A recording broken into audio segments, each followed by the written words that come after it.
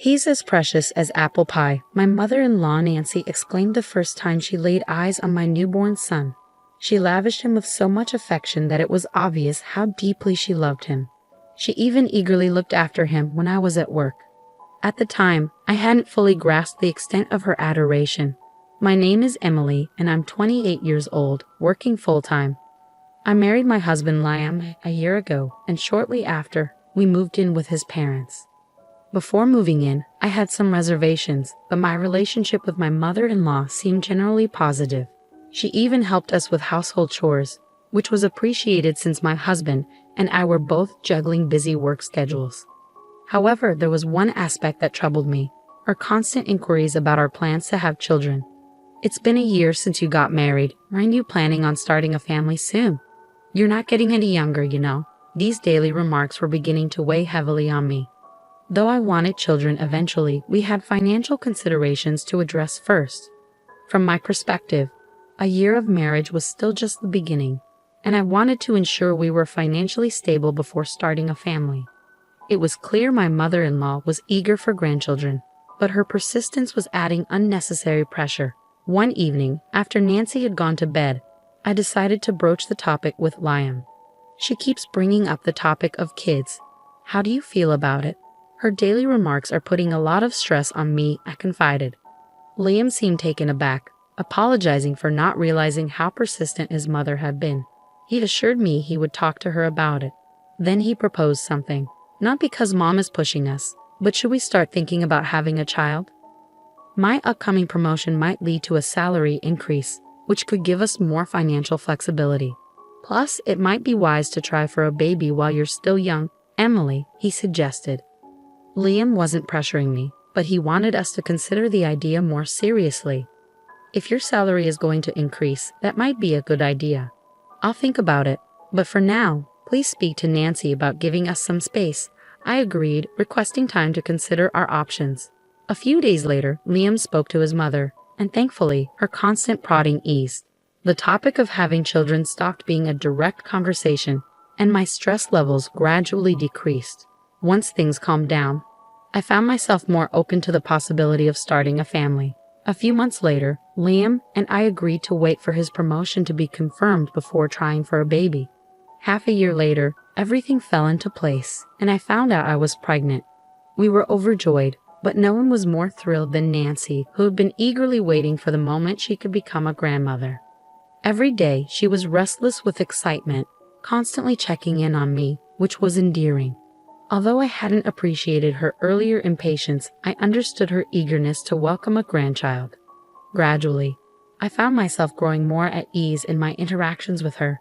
A few months later, the day of my delivery arrived. With the support of my husband and Nancy, I gave birth to a healthy baby boy, despite my initial fears and worries. We named him Jackson. Holding our little son brought me an indescribable sense of joy.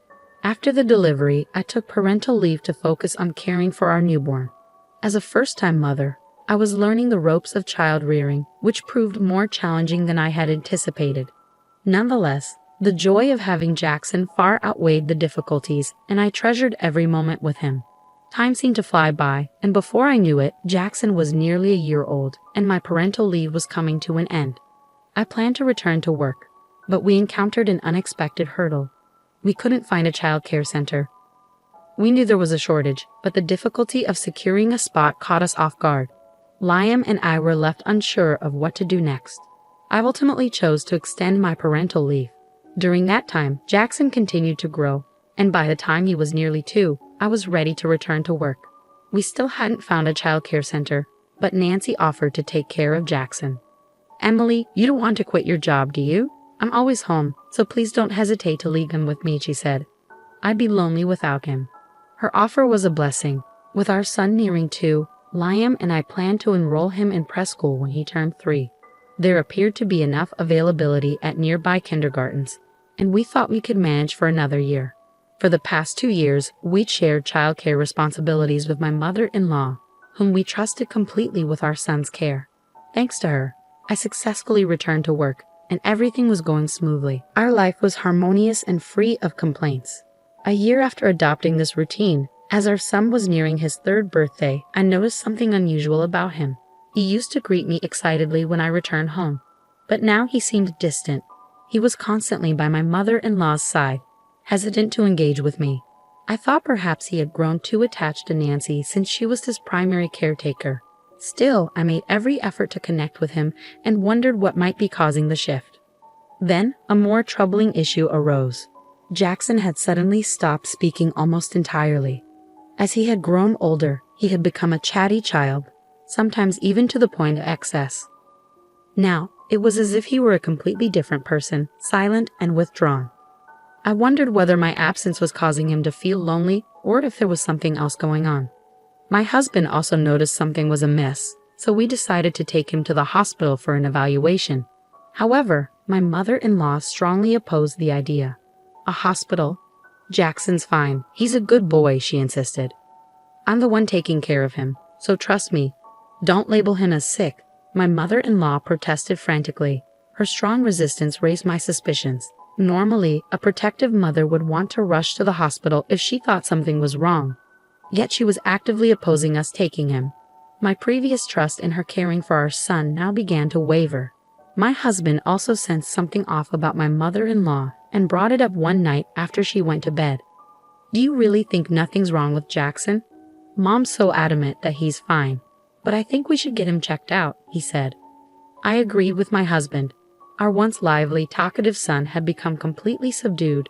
No matter how much my mother-in-law insisted he was fine, we couldn't just ignore the changes in him. We decided on the spot to take him to the hospital right away. A few days later, my husband adjusted his work schedule to match mine, and we took our son to the hospital. My mother-in-law remained unhappy about our decision. I told you he's fine. This is a wild goose chase, she grumbled as we left the house. She initially wanted to accompany us, but my husband suggested it would be best if just the two of us went. Ignoring her irritation, we set out for the hospital with our son. Our focus was entirely on our child, not on my mother-in-law's reactions. Throughout the drive, our son remained silent. My husband and I tried to lift his spirits, but our efforts were in vain. We exchanged worried glances, wondering if something could be wrong with him. Once we arrived at the hospital, our son underwent a series of tests while my husband and I anxiously awaited the doctor's diagnosis. We were prepared to accept any result calmly, but the doctor's findings were unexpected. Despite the numerous tests, the doctor found no physical abnormalities in our son. A sense of relief washed over us, but it left us puzzled. What had caused our son to change so dramatically? To our questions, the doctor suggested it could be something psychological. My husband and I discussed various possibilities on our way home from the hospital, but couldn't come to any definitive conclusions. As soon as we arrived home, my mother-in-law, as if lying in wait, immediately asked about the test results. When we told her there were no physical issues, she responded with a triumphant, "See, I told you so." We deliberately refrained from mentioning the possibility of a psychological aspect, knowing she would likely cause a fuss over it. From then on, my husband and I paid even closer attention to our son, keeping a watchful eye on his behavior and well-being. I made an effort to return home from work earlier than usual to spend more time with our son. My husband did the same, making an effort to converse with him more often and share activities like bath time, hoping to establish a strong bond and better communication. As we adjusted our schedules and devoted more time to our son, gradual changes began to appear. He still didn't speak much, but he started approaching me with a smile, much like he did before. My husband and I reflected on our actions, realizing we may have inadvertently made him feel lonely. I even considered the possibility of quitting my job. Then, one day after work, I arrived home to find our son eagerly waiting to greet me.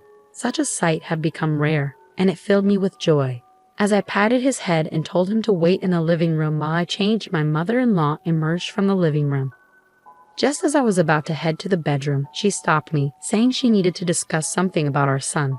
Lately, Jackson has been showing a defiant attitude towards me. Did you say anything to him? She asked calmly, but her smile seemed strained, sending a shiver down my spine. Defiant? I haven't seen that, and I haven't said anything to him, I replied. Upon hearing my response, my mother-in-law's expression hardened, and she began to raise her voice slightly. He's been ignoring my instructions. It's absurd for him to rebel against me when I've been caring for him, she exclaimed. Her reaction left me taken aback. My mother-in-law, who had previously insisted that nothing was wrong with our son when we took him to the hospital, was now labeling him as abnormal. Her words only heightened my growing mistrust. Until now, I had entrusted my son's care to her, reassured by her apparent affection for him. But now, I questioned whether that had been a mistake. While I hadn't observed any strange behavior from her while we were home together, the uneasy feeling about my mother-in-law persisted and was hard to shake. I decided to uncover the truth on my own. After a conversation with my mother-in-law, I pulled out an old voice recorder I had used for work and discreetly set it up in the living room the next morning. Spying on my family made me uneasy, and I feared my husband might disapprove, so I kept the plan to myself. Naturally, I didn't inform my mother-in-law either, as the goal was to monitor her interactions. The following day, after returning from work, I retrieved the recorder from the living room and played back the recording in the privacy of our bedroom. What I heard was shocking. The words my mother-in-law had spoken were unimaginable. My hand trembled from the impact and a surge of anger swept through me. I was furious with my mother-in-law and with myself for not noticing her behavior sooner. After composing myself, I contacted my husband and asked him to come home as soon as possible. I was considering leaving the house with our son. I apologized to him for recording without his consent and attached the audio file I had retrieved. After sending him the recording, I quickly returned to the living room, gathered my son, and took him to the bedroom. My mother-in-law seemed slightly irritated but didn't say anything as I settled our son down for sleep. As I waited for my husband to return home, I found solace in watching my son's peaceful sleeping face. Suddenly, I heard the sound of my husband entering the house, followed by the echo of his raised voice from the living room. "Hey, Mom, what's going on?" he exclaimed, his hurried footsteps revealing his urgency. Rushing to the living room as quietly as possible, so as not to disturb my sleeping son, I found my mother-in-law standing there, visibly taken aback by my husband's uncharacteristic anger. Attempting to calm him down, I reminded him, "Jackson is sleeping." My words seemed to bring him back to his senses, and he took a deep breath before motioning for my mother-in-law to sit in front of us. Confused, she stammered, "Wait, what's happening?" Placing the recorder in front of her, I proceeded to explain why my husband and I were upset. "Sorry, but we recorded you while you were alone with Jackson. Can you explain this to us?" I asked before pressing play on the stored audio. The room was filled with the unsettling sound of my mother-in-law's voice, uttering numerous words directed at my son. Despite the discomfort, my husband and I silently endured, allowing her to listen. "When will you understand? I am your mom. You should call me Mom, okay? That woman is not your mom, so don't get along with her, even when she comes back. You've been clinging to that woman lately, and you even welcomed her home yesterday. But you don't have to do that." To my shock, my mother-in-law was demanding that our son call her Mama, even instructing him not to get close to me, his actual mother, upon my return home. Stunned into silence, I could hardly believe what I was hearing. When I first heard the recording, I realized it explained why our son had been acting strangely. My husband listened in disbelief as he heard his mother referring to me, Emily Wright, and teaching our son that I wasn't his real mother. He confronted his mother, calm yet clearly angry. Re-listening to the recording only deepened the disturbing reality of what had been happening. "You're mistaken. It's just a game. I was trying to make things fun for him." My mother-in-law feebly defended herself. But what kind of game involved denying our son his relationship with his mother? It was appalling to think she had acted normal around us, while secretly filling our son's head with this harmful nonsense. "You called our son abnormal, but who's the abnormal one here?" my husband questioned. Our son simply wanted to be with his mother, and for that, she had labeled him as unusual. "Is this your idea of a game?" he pressed. "Do you really think such an excuse will work? Explain yourself." My usually gentle husband confronted his mother with a stern expression, demanding an explanation. Cornered, she remained silent, keeping her head down. Finally, my husband, losing patience, slammed the table. "We cannot allow someone who acts so irrationally to be near our son. We're leaving this house." Upon hearing this, my mother-in-law's demeanor changed. She quickly looked up in alarm. "Leave? What do you mean? You can't." She started apologizing profusely, realizing what our departure would mean for her life. Losing access to her grandson and our financial support would put her in a difficult position. I felt deep contempt when she only seemed concerned about her situation once her comfort was threatened. Do you think an apology can fix this? Do you understand how our 3-year-old son felt? I said, tears welling up at the thought of our son's emotional distress. My husband's eyes were red with anger and sadness as he turned his gaze on his mother. We're leaving whether you like it or not. As far as we're concerned, you're no longer family. With that, he took my hand and we went to our room to pack. We took our sleeping son and left the house. As soon as we were outside, my husband apologized for his mother's behavior, but I couldn't place all the blame on her. We should have noticed earlier and kept him away from her, I said. My husband agreed, murmuring his acknowledgement. But the decision to cut ties with my mother-in-law was one we had to make for the well-being of our son. It was clear the situation was harming him, and we needed to act. As we talked, we hailed a cab and headed for my parents' home, ready to start a new chapter for our family. Before confronting my mother-in-law, I had reached out to my parents for support, and they welcomed us warmly. At my parents' house, my husband spoke gently to our son about his grandmother and listened to his side of the story. However, as expected, our son remained silent, possibly hiding a deeper hurt. Let's give him time to talk when he's ready, we agreed, aiming to keep him calm while considering counseling for him. Jackson, I'm sorry. From now on, it will just be the 3 of us, Mom, Dad, and you. You don't have to worry anymore, my husband said, gently patting our son's head. Then, in a small voice, our son spoke, I don't like Grandma. Surprised, I reacted, Jackson, can you talk? Both my husband and I held back tears as we waited for our son to share more. With our reassurance that he wouldn't be living with his grandmother anymore, he slowly opened up about his fear of her anger and her attempts to convince him I was a wicked demon. He shared his confusion and his struggle to understand how to reconcile his love for both his parents with his grandmother's behavior. Listening to him speak, I deeply regretted trusting my mother-in-law and prioritizing work. My husband and I apologized to our son and reassured him that from now on, it would just be the 3 of us together, and we would protect him. We lived with my parents until we found a new home, and without my mother-in-law's interference, our son gradually regained his cheerful self and resumed speaking normally with me. Seeing his smile return filled me with relief and gratitude. My husband regularly received messages from his mother begging us to return, but he never responded. I used the blocking feature on my phone to avoid her messages. Recently, my husband went back to his parents' house alone to retrieve our belongings. He said he completely ignored his mother, who cried like a child. Even seeing her in such a state, I felt no sympathy.